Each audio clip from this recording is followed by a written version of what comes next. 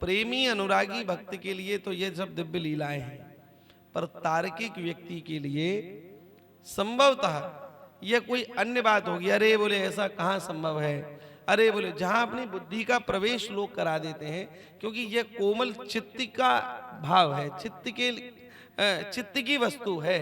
यहाँ पर अपनी भावना के द्वारा इनको समझा जा सकता है। अगर आप कहें कि इनको बुद्धि के द्वारा जानना है तो बुद्धि के द्वारा नहीं जान सकते। बुद्धि वाला व्यक्ति भगवान को प्राप्त नहीं कर सकता। एक बालक विदेश से पढ़ करके आया, तो घर पर आया, कितना भी बढ़िया बालक हो, चकाचक हो रहा हो, फिर भी उसकी माँ को ऐसा लगता है बोले बालक पतला दुबला हो गया तो इसको कुछ खिलाना चाहिए। तो मैया बढ़िया देसी घी के लड्डू बना करके लाई, 2 लड्डू लेकर के आई, कटोरी में रख करके बोले बेटा ये दोनों लड्डू पाले, तू थोड़ा सा थक गया है, हार गया है, थोड़ा सही हो जाएगा।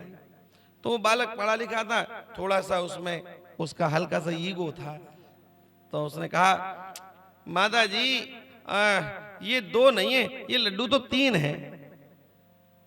कितने लड्डू है? 3। तो माता जी ने दोबारा उस कटोरी को देखा, बोले लड्डू तो 2 ही है। बोले नहीं, मैं सिद्ध कर सकता हूं कि लड्डू 3 है। बोले अच्छा सिद्ध कर भैया, कैसे 3 लड्डू हैं? तो उसने माता जी की उंगली पकड़ी, तो एक उंगली को एक लड्डू पे रखा, बोले माता जी ये कितने? 1। फिर दूसरी उंगली को उठाया, बोले ये कितना? बोले 2। तो बोले 2 और 1 कितने हुए? 2 और 1 कितने हुए? 3।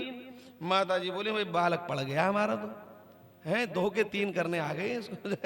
हाँ 2 के 3 करने आ गए, मतलब लड्डू 2 हैं बस 3 बता रहा है। अब वो दूर बैठे उसके पिताजी अखबार पढ़ रहे थे, वो माजरा देख रहे थे। माता कह रही है बेटा 2 लड्डू हैं और खा, और वो कह रहा है नहीं ये 3 है। तो समझ गए, बोले माँ को बेवकूफ बना रहा है। तो जोर से बोले अरे भाग्यवान सुनो, अरे बोले 3 लड्डू हमारा बेटा बता रहा है, तो एक काम करो, बोले 1 लड्डू तो मुझे खिलाओ, 1 लड्डू तुम खाओ और तीसरा इसी को खिलाओ। जब 3 इसने कर दिया, तीसरा यही खाएगा। अब आप बताओ तीसरा लड्डू हो तो खाए, सिद्ध तो किया जा सकता है, तीसरा इसी को खिलाओ। तो तर्क वाले व्यक्ति को कुछ भी हाथ नहीं लगता। इसलिए ये बुद्धि का विषय नहीं, ये भावना का विषय।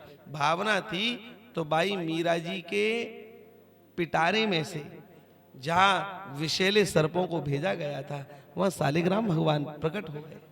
जहां उनको विष पिलाया गया, वो विष भी चरणामृत की बुद्धि से चरणामृत बन गया।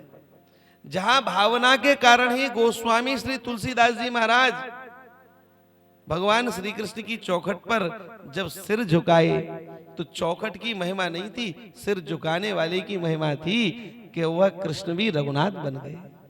भावना की तो बात है। इसीलिए ठाकुर जी का विषय, यह अध्यात्म का विषय श्रद्धा और विश्वास का है। इसको बहुत अधिक पढ़े लिखे लोग कहते हैं अरे विज्ञान के आधार पर हमको कसा हुआ चाहिए।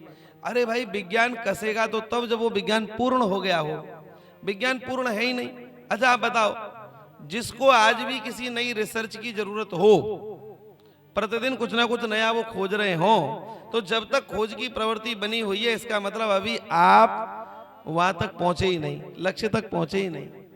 इसका तात्पर्य यह है कि विज्ञान अधूरा है। कितनी कितनी जगह ऐसी हो जाती हैं जहां डॉक्टर कह देते हैं बोले अब इसको दवा की नहीं दुआओं की जरूरत है।